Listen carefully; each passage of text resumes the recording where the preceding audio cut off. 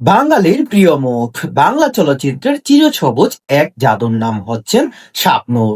90 দশকের সেই মিষ্টি হাসি আর চঞ্চলতা আজও আমাদের হৃদয়ে গেঁথে আছে। রূপালী পর্দায় অনেক নায়িকা এসেছে এবং গেছেন, কিন্তু মহারানী হয়ে কোটি দর্শকের মনে রাজত্ব করার ক্ষমতা কেবল শাবনূরেরই ছিল। বড় পর্দায় শাবনূরের ওই মায়াবী চাহনি আর অসাধারণ অভিনয় ছাড়া শৈশবের সিনেমা দেখার স্মৃতিগুলো অসম্পূর্ণ থেকে যেত। বাংলা চলচ্চিত্রের ইতিহাসে যদি কোনোদিন দেখা হয়, তবে সেখানে একটি স্বর্ণাবলী অধ্যায় থাকবে কেবল শাবনূরের নামে। তিনি আসার আগে সিনেমা যেমন ছিল, তিনি আসার পর তাতে সিনেমার একটু নতুনত্ব প্রাণ সঞ্চারিত হয়েছে। আর সিনেমা মানেই ছিল গল্পের নতুনত্ব, তার অভিনয় এর ভিন্নতা। তিনি একাই ঢাকা সিনেমার একটি নির্দিষ্ট উচ্চতায় নিয়ে গিয়েছিলেন।